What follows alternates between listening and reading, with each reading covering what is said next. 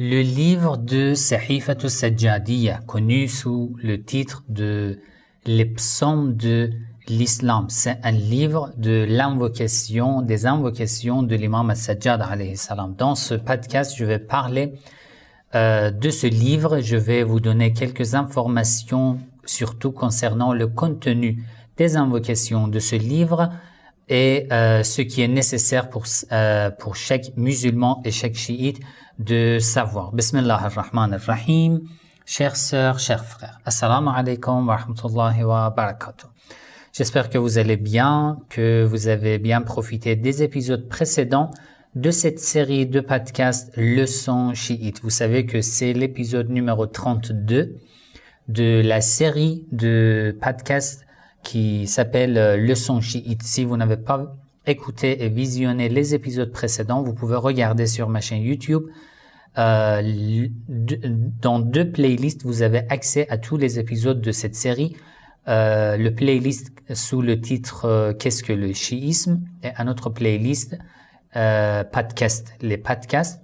Vous pouvez écouter les épisodes précédents. Vous savez que c'est une série dans laquelle j'ai commencé en fait à parler de toutes les bases de l'islam et du chiisme et tout ce qui concerne la théologie et les croyances islamiques. Et dans cet épisode, du fait que ce livre, Sahifatu Sajjadiyya, est une source très importante pour les enseignements islamiques, je vais parler de ce livre, Inch'Allah, quelques minutes.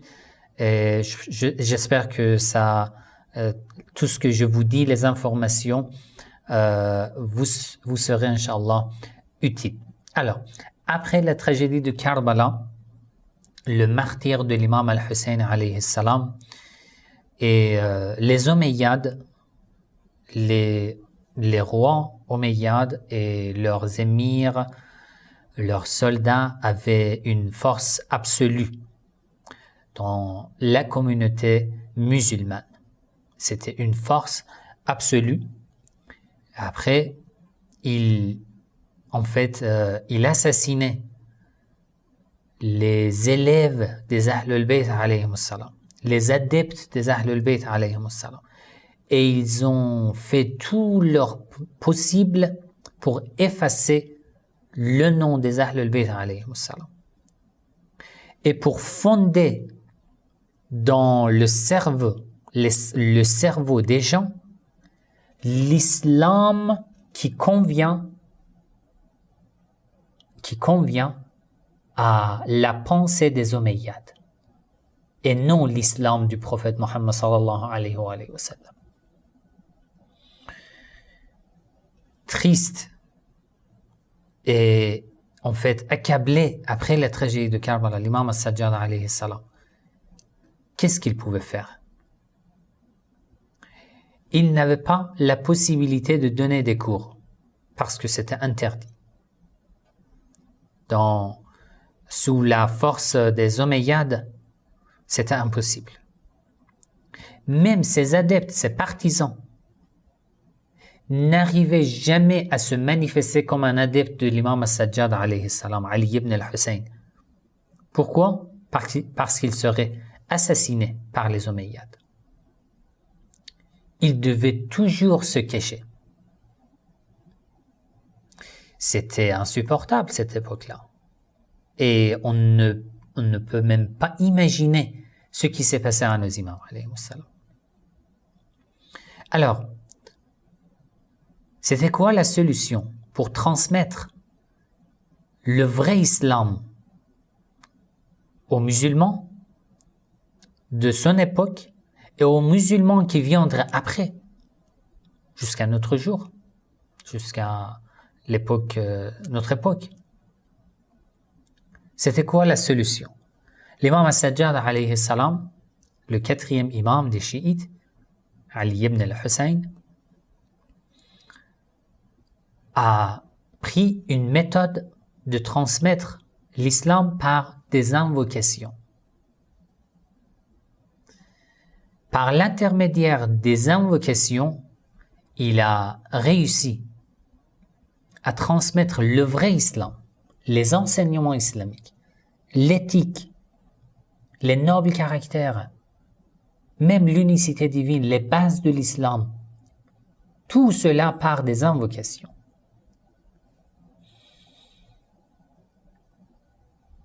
Et une partie des invocations de l'imam As-Sajjad alayhi salam a été recueillie dans le livre de As-Sahifat As-Sajjadiyya, qui a été connu sous le titre de Zabour al-Muhammad, les psaumes de l'islam, les psaumes des Ahl al-Bayt alayhi salam. Toutes les invocations sont tout à fait conformes aux enseignements coraniques, à la vraie sunna du prophète Muhammad sallallahu alayhi wa sallam.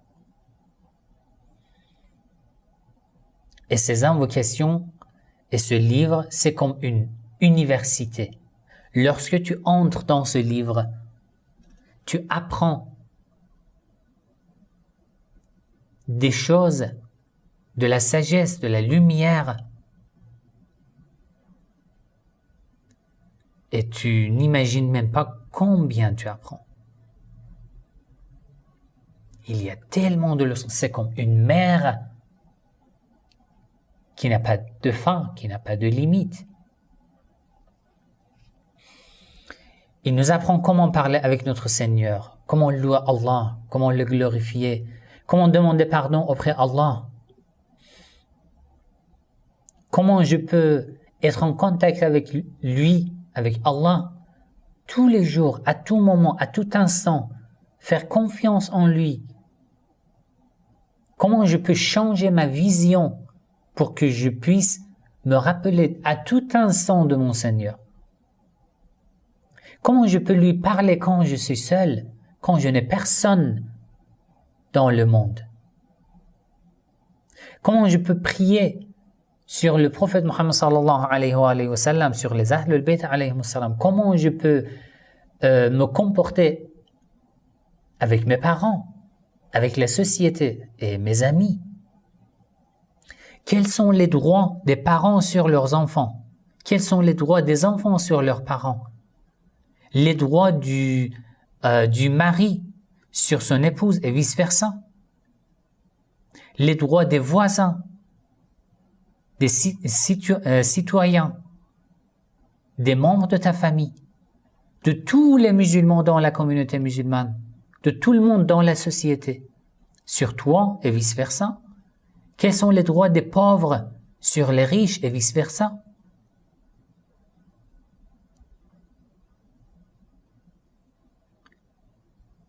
Qu'est-ce que je dois faire exactement en ce qui concerne l'économie dans ma famille, dans le pays? Ma responsabilité à l'égard de mes proches, mes amis, de tout le monde, financièrement parlant. Comment je peux garder et pratiquer d'après les nobles caractères? Comment je peux changer ma vision d'une manière que je peux rester patient, indulgent lorsqu'il y a des choses tristes, des calamités, des guerres, des problèmes. Tout cela, je vais les apprendre dans ce livre, dans les invocations de l'imam As-Sajjad alayhi salam. En ce qui concerne ma relation avec Allah, par exemple, l'invocation numéro 2 de Sahifat As-Sajjadiyya. En ce qui concerne comment je peux parler lorsque je suis seul avec mon Seigneur, l'invocation, par exemple, l'invocation numéro 51 de Sahifat As-Sajjadiyya. En ce qui concerne la prière sur le prophète Muhammad sallallahu alayhi wa sallam, l'invocation numéro 2, numéro 3 et numéro 4 de Sahifat As-Sajjadiyya. Ma relation avec mes parents, l'invocation numéro 24 de Sahifat As-Sajjadiyya. Les droits des personnes de la communauté musulmane, de la société, les unes sur les autres, l'invocation numéro 24, 25, 26 de Sahifat As-Sajjadiyya. Les nobles caractères, l'invocation numéro 20 de Sahifat al-Sajjadiyya. Tout cela, tu vas apprendre par l'intermédiaire des invocations de l'imam al-Sajjad alayhi salam. Même en ce qui concerne le djihad, les armées musulmanes, tout ce que les soldats musulmans doivent respecter lors d'une guerre, du djihad, etc., etc. Vous pouvez regarder l'invocation numéro 15 de Sahifat, numéro 27, pardon, de Sahifat al-Sajjadiyya. Et on peut catégoriser en fait le contenu des invocations de Sahifat al-Sajjadiyya ainsi. Première catégorie, connaissance de Dieu, la majesté, la force de Dieu, l'unicité divine, par les meilleures explications dans les invocations de l'imam al-Sajjad alayhi salam. Deuxième catégorie, les grâces de Dieu sur ses serviteurs, la faiblesse des serviteurs d'être reconnaissants à l'égard de leur Seigneur, confiance des serviteurs en leur Seigneur. Ça, c'est la deuxième catégorie du contenu des invocations de l'imam al-Sajjad alayhi salam. Troisième catégorie, c'est quoi la récompense? C'est quoi le châtiment divin? C'est quoi le paradis, l'enfer, les récompenses de Dieu? Qu'est-ce qui va se passer au jour dernier, au jour du jugement dernier? Ça, c'est la troisième catégorie que vous allez apprendre dans les invocations de l'imam al-Sajjad alayhi salam. Quatrième catégorie, il nous apprend comment trouver nos défauts, nos erreurs et comment les remplacer par les nobles caractères. Comment illuminer notre cœur, notre esprit. Comment je peux purifier mon cœur par plusieurs invocations de l'imam al-Sajjad alayhi salam. Il nous apprend. Une cinquième catégorie du contenu des invocations de l'imam al-Sajjad alayhi salam. Il nous apprend qu'il ne faut pas être humilié devant les gens. Un musulman ne doit pas être humilié. La modestie, c'est autre chose, mais être humilié, jamais.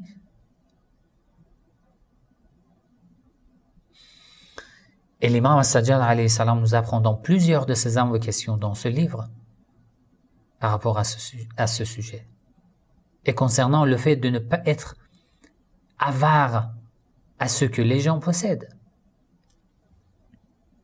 De regarder toujours ce qu'ils ont, ce qu'ils n'ont pas. Oui, je dois avoir ce qu'il a, etc., etc. Sixième catégorie, concernant les droits de chaque personne sur l'autre, l'imam al-Sajjad alayhi salam a des conseils magnifiques en fait. Ce qui se trouve dans ce livre, Sahifat al-Sajjadiyya. En tous les cas, si vous regardez juste pendant quelques instants le titre de plus de 50 invocations de ce livre, Sahifat al-Sajjadiyya, vous allez voir que à tout instant de votre vie privée et sociale, vous avez besoin des conseils de ces invocations, des invocations de l'imam al-Sajjad alayhi salam. En ce qui concerne votre relation avec Allah, vous avez besoin des conseils de ces invocations, des invocations de l'imam al-Sajjad alayhi salam. En ce qui concerne votre relation avec les gens, d'abord votre famille, puis la communauté musulmane, et ensuite toute la société, vous avez besoin des conseils de ce livre de l'imam As-Sajjad alayhi salam. Même en ce qui concerne votre relation avec la nature et les animaux, nous avons besoin des conseils et des leçons des invocations de l'imam As-Sajjad alayhi salam. L'important, vous savez, c'est quoi? C'est de lire attentivement. La quantité n'est pas importante. Tu n'as par exemple que 5 minutes, tu ne lis qu'une seule phrase avec une traduction, avec une réflexion pour tirer des leçons de ces paroles lumineuses. J'espère qu'Allah nous donne assez de temps et nous aide en fait. Nous avons tous et toutes assez de temps. Mais en fait, nous devons prendre une décision de profiter de ce genre de livre, des paroles de l'imam As-Sajjad alayhi salam, ce qui est indispensable pour d'abord les adeptes et les partisans des Ahl al-Bayt alayhi salam. Si vous n'avez pas encore lu les invocations de Sahifat al-Sajjadiyya, dépêchez-vous le plus rapidement possible. Chaque musulman et parmi les musulmans, les adeptes des Ahl al-Bayt alayhi salam sont en priorité de savoir ces contenus précieux de l'imam As-Sajjad alayhi salam, parce qu'ils sont tous nécessaires dans notre vie, dans notre pratique religieuse. Si vous avez des questions à ce sujet, vous pouvez écrire dans les commentaires. N'oubliez pas dans vos du'a. Assalamu alaikum wa rahmatullahi wa barakatuh.